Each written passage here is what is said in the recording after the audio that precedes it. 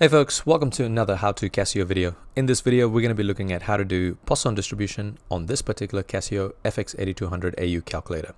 So without further ado, let's get started.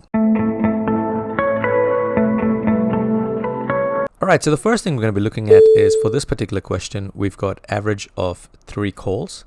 Now that generally means that lambda is equal to 3. And then the question is actually asking for will receive exactly 5 calls. So we're looking for probability of x equals to 5.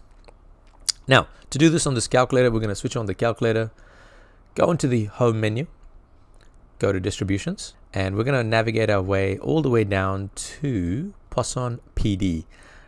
As mentioned before, PD is for finding exact values, CD is for cumulative. So we're going to go into Poisson PD, going to press EXE, and we're going to make sure that we choose variable. And in here, we're going to put x as 5 and lambda as 3. And then head over to execute. And we've got a probability of 0.1008. And then having a look at the second question here, what we've got is we've actually got an average of 3 cupcakes every 30 minutes. Now, if you look at the question is actually asking for exactly 8 cupcakes in the next 1 hour. Now, because we've got 3 in 30, our lambda is actually going to be 6 per hour. Because all we're doing is we're just doubling 3 in 30 to get to that 6 cupcakes per hour. And we're looking for probability of x is equal to 8.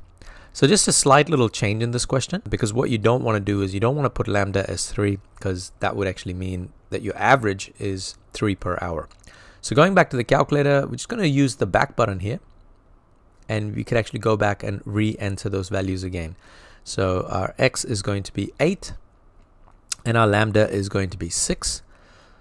And then once again, we click execute and we have a probability of 0.1033. And folks, that's pretty much how you do Poisson distribution for exact values on this particular Casio FX8200AU calculator.